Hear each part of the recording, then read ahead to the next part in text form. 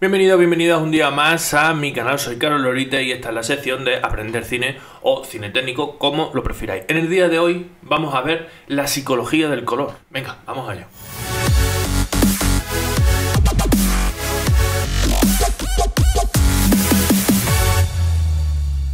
Bueno, seguro que hemos oído hablar un montón de psicología del color. Seguro. Ay, que la psicología del color, no sé cuánto, o no sé qué del color. Bien. Hoy vamos a ver el color dentro del cine o dentro del ámbito audiovisual y por supuesto la psicología del color, es decir, la psicología o cómo se utiliza este color para expresarnos ciertos aspectos narrativos o meternos en ciertos mundos dentro de este mundo audiovisual, que precisamente con el color se puede emular narrativamente, bueno, pues una serie de sentimientos, una serie de psicología que nos metan directamente en la producción en cuestión. Fijaros que estoy diciendo también en el mundo audiovisual. ¿Por qué? Porque el color o la psicología del color no solo se utiliza en el cine, sino en todo el mundo audiovisual. Es decir, nosotros en el mundo publicitario, cuando vemos un anuncio, seguramente todo está en un color idílico, todo está en un filtro idílico, o todo está con los colores de la marca. Por ejemplo, si nuestra marca es de color rojo, pues las ropas son de color rojo. Los escenarios tienen pequeñas partes de color rojo, por ejemplo, muebles de color rojo, sofás de color rojo, y si nuestra marca es verde, pues lo mismo, verde sofá, verde paredes o verde nuestra ropa o lo que sea. Esto se hace precisamente para identificar el color de marca e identificar la idealización de estas marcas precisamente dentro de este contexto de la psicología del color. Y antes de liarme más, como siempre, vamos a definir qué es esto de la psicología del color o qué es el color y bueno, vamos a ver cómo funciona, ¿no? Venga, vamos. Bueno, en este caso voy a utilizar no solo definiciones de mi blog, sino otras definiciones. He mezclado ahí un poquito de definiciones y vamos a ver qué es el color. La psicología del color es el estudio de cómo el color afecta el comportamiento humano, siendo esta una rama del campo más amplio de la psicología del comportamiento. Esta ciencia argumenta que el sentimiento del color y cada color tiene una poderosa influencia sobre el estado de ánimo mental del individuo. Esto tiene lógica porque, claro, nosotros si utilizamos un filtro frío, por ejemplo, pues automáticamente nuestra cabeza nos transporta a una parte del mundo. O si nosotros utilizamos un verde, pues bueno, pues nosotros estamos interpretando un sentimiento de esperanza, mientras que si utilizamos una paleta gris, nosotros estamos interpretando pues un sentimiento depresivo más bien, ¿no? El cine y el audiovisual toma estas directrices y las aplica de modo narrativo para crear entornos, para meternos en mundo o incluso para construir de forma eficaz un estereotipo. Como acabo de decir, ¿no? Nosotros hemos creado el estereotipo de color azul asociado a la Antártida, de color verde asociado a la esperanza o, por otra parte, como ya veremos, puede ser también asociado al ciberespacio o al veneno, y el color rojo asociado a la sangre, etcétera, etcétera, ¿no? Vamos con un ejemplo. Un ejemplo muy claro es cuando vemos un flashback, siempre asociado a una ausencia de color, a un blanco y negro. ¿Por qué? Porque estamos recordando. Entonces, nosotros ese aspecto lo tenemos como que el recuerdo queda atrás, el blanco y negro queda atrás. Si os dais cuenta, el cine en color es posterior al cine en blanco y negro. Entonces estamos asociando ya directamente el blanco y negro con el pasado. Como si cualquier pasado fuera en blanco y negro, ¿no? Pues no, señor, cualquier pasado era en color igual que ahora. Lo que pasa es que nosotros de esa idealización y esa forma de expresión narrativa la hemos construido de tal forma que el flashback se nos muestra en blanco y negro y nosotros lo asociamos directamente con un recuerdo. Así de simple. Así de simple. Así funciona toda la psicología del color y así funciona todo el color en sí dentro del aspecto narrativo del audiovisual, publicidad, videoclip, cine, etcétera, ¿vale? Y visto este ejemplo, vamos a meternos ahora con la expresión de los colores y vamos a ver qué nos sugiere cada uno de los colores. Vamos a ver ejemplos de cómo se aplica esta psicología del color, dónde se aplica, cómo se aplica, etcétera, etcétera, ¿vale? Bueno, la psicología del color se aplica desde el inicio de una película. Es decir, nosotros tenemos diferentes partes de color, ¿vale? Nosotros en principio decimos, vale, pues nosotros queremos asociar al personaje a este color. Nosotros tenemos unos aspectos en esta película que empiezan un poquito depresivos, entonces vamos a ver que tenemos una luminancia, una saturación, más bien una desaturación o una tonalidad baja de color. Nos vamos a ir a unos tonos grises. Y después, conforme vaya avanzando esa película, como el personaje va encontrando su sitio en el mundo, por ejemplo, pues la película se va llenando de color. Es decir, nosotros ya tenemos tonalidades o saturaciones más fuertes, más luminosidad, otras tonalidades, unas tonalidades pues más amarillentas, más rojizas, más vivas, ¿no? Por decirlo de alguna manera. Pues así se trata lo que es la psicología del color desde el punto de vista narrativo. Por supuesto, nosotros ya aplicamos sobre el escenario, sobre el personaje, sobre los vestuarios, sobre todo lo aplicamos y lo pensamos desde el principio.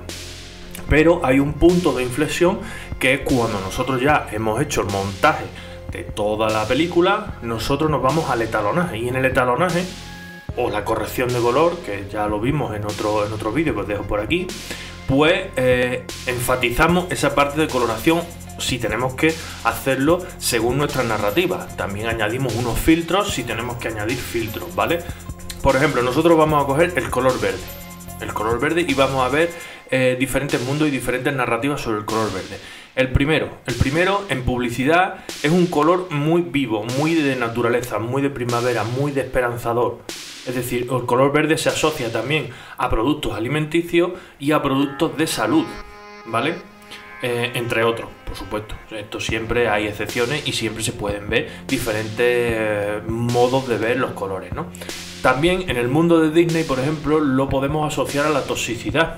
Dentro del mundo también de algunas películas como The Thing, también lo podemos asociar a esa toxicidad o a ese veneno que nos da, bueno, pues un aspecto como muy maloso, ¿vale? Dentro de la animación es muy usual y en algunas películas también. Pero sin embargo, luego nos podemos ir a Matrix y este mismo color verde nos expresa el ciberespacio. En este caso, este color verde se le aplica como filtro, ¿vale? No como color en sí. Nosotros vemos que Matrix en realidad pues tiene muchos negros, muchos oscuros, es muy saturada, pero ese filtro verde nos da precisamente ese mundo del ciberespacio, ¿vale? Esto viene por dos partes. Porque el ciberespacio normalmente se asociaba o se asocia al azul, cuidado. Pero desde Matrix nosotros, nuestra cabeza dice ciberespacio verde, pum. ¿Por qué? Por dos motivos. Uno, porque fue el color que eligieron, pero vino, y este es el segundo motivo, de un fallo o de no tener controlada la técnica del croma al 100%. ¿Por qué? No es que estuvieran mal hechos los cromas, sino que el verde pues ganaba mucho protagonismo dentro de esos rodajes. Entonces, ¿qué dijeron? Bueno, pues vamos a ponerlo en filtro verde. Y así se quedó en nuestro subconsciente, tal y como hizo o tal y como he explicado en el flashback, así se quedó en nuestro subconsciente que el ciberespacio es verde. Porque perfectamente, y lo hemos visto, que las letras de Matrix, de hecho en la portada las letras de Matrix son azules, pero en nuestro subconsciente se ha quedado en verde. Y esa es la psicología del color, todo lo que se queda en nuestro interior o todo lo que asociamos a un color o estereotipizamos a raíz de un color. Vamos a ver los colores y qué pueden suponer cada uno de ellos. Empezamos por el blanco. El blanco se asocia a la pureza, pero del mismo modo también se asocia al luto en sociedades como Japón. Hay que ver esa ambigüedad, ¿vale? Aquí vamos a ver los colores según esa ambigüedad o según esa forma de la que podemos tratar o podemos estereotipizar, etcétera, etcétera. El verde se asocia con la esperanza, pero también, como hemos dicho, se asocia con el veneno y con el ciberespacio. El rojo con la vida y con la sangre, pero del mismo modo también se asocia con el pecado. También podemos entenderlo fácilmente, ¿no? El amarillo con la juventud, pero también se asocia, por ejemplo, con la primavera o con el calor. Si aplicamos algunos filtros amarillos, podemos estar perfectamente en algunos países. Es el estereotipo de algunos países y es así. No es ni malo ni bueno, simplemente es así. Nuestro cerebro funciona de esa forma y nos mete directamente en esa ambientación, ¿vale? El azul, pues el azul se asocia con el infinito, se asocia con el ciberespacio, pero también se asocia con el frío si lo utilizamos como un filtro, por ejemplo. El morado se usa sobre todo en el mundo espiritual, aunque también puede expresarnos alguna enfermedad en algunos casos. ¿vale? El marrón se asocia con la tierra, con la fuerza, con el elemento más puro y más neutro, pero también es un color neutro que podemos añadir a otra paleta de colores fácilmente, o también es un color depresivo si lo añadimos a las paletas, bueno, pues que nos den ese tipo de expresión, nunca mejor dicho. El negro se asocia con la angustia, también con el luto, con el vacío o el espacio de transición, pero también se asocia con la elegancia. Depende de cómo lo combinemos o depende de dónde lo utilicemos. Los grises con la austeridad, por supuesto, con la tristeza, aunque también es muy potente este color si lo añadimos a otras paletas de colores.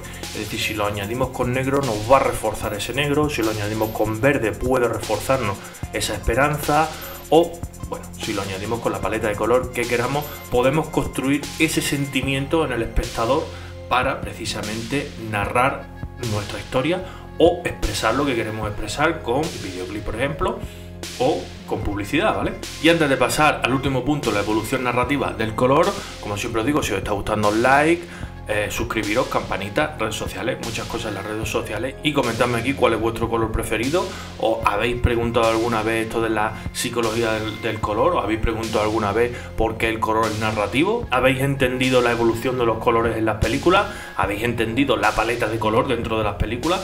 Esto es importante y por supuesto podéis ponérmelo aquí en la caja de comentarios. Y ahora sí, vamos con la evolución narrativa del color. Bueno, este punto lo he querido extraer porque la evolución narrativa del color es importante. No siempre se guarda el mismo color dentro de una película, o si se guarda el mismo color. Depende de la narrativa, por supuesto, que le queramos dar, ¿vale? Pero lo más usual es que también esta psicología del color vaya en consonancia con la narrativa del personaje. Por ejemplo, voy a poner un ejemplo muy exagerado para que lo entendamos, pero obviamente no todas las películas tienen que llevar esta progresión de color, ¿vale? Normalmente, si nosotros empezamos con un personaje gris, un personaje depresivo, un personaje que va encontrando su sitio en el paso de los días, en el paso del mundo, de este mundo en el que vivimos, pues lógicamente al principio nos lo vamos a encontrar con una paleta de colores grises, y luego nos lo vamos a encontrar con una paleta de colores más vivos a medida que ese personaje cambie su estado de ánimo para mejor. Eso es así, ¿no? También podemos encontrar esta evolución narrativa dependiendo de los escenarios y dependiendo del personaje. Es decir, si nosotros vemos, por ejemplo, un interior de un castillo, siempre lo vamos a ver más contrastado, más saturado, menos iluminado, con unas luces más cálidas, digamos, pero sin embargo si vemos un exterior de ese castillo siempre lo vamos a ver, bueno, pues con algún filtro azul, si estamos en nieve, por ejemplo, o con algún filtro más natural, ¿no? Si estamos en una zona más depresiva lo vamos a ver con una paleta de color más gris, y si estamos en una zona más verde o más, bueno, pues más próspera, digamos, por decirlo de alguna manera, vamos a verla con colores más vivos. Esto se ve muy bien en Juego de Tronos, ¿vale? Este ejemplo que yo os he puesto también se ve muy bien en The Witcher, por ejemplo. Y luego, dentro de cada personaje tenemos también una paleta de color diferente. Os hablo, por ejemplo, de uno de los personajes más conocidos del cine, Darth Vader. Darth Vader es negro y rojo, algunos puntitos rojos y algunos puntitos verdes, ¿vale? Pero es negro y rojo. Si os dais cuenta, ese personaje, ese color habla por sí solo de ese personaje. Sin embargo, el resto de colores de Star Wars pues son blancos, rojos, verdes. Hay mucho color dentro de Star Wars, pero sin embargo ese personaje es muy característico y esa paleta de color de ese personaje es muy característico. También es muy característica esa paleta de color dentro de los escenarios donde se mueve Darth Vader. Por ejemplo, los interiores de la nave, muy grises, muy negro, muy apagados, etcétera, etcétera. Sin embargo, bueno, pues nos vamos a Tatooine, por ejemplo, y nos encontramos con un desierto, pero no un desierto muy caluroso, con un filtro súper caluroso, sino un desierto con una iluminación apropiada, con una luz muy neutra, en fin, etcétera, etcétera, ¿no?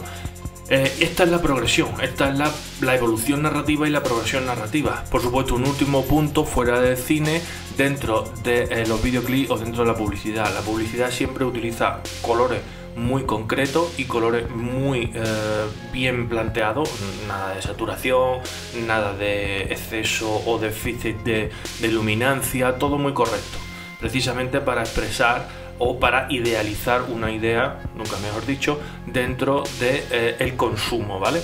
Y los videoclips pueden utilizar los colores como les salga de ahí. ¿Por qué? Porque no tienen que llevar una expresión narrativa, o más bien tienen que llevar una expresión narrativa dentro de ese mundo, de ese videoclip, ¿vale? Es decir, que nosotros podemos utilizar ahí el color y los filtros como nos salga de las narices, porque realmente es licencia creativa total.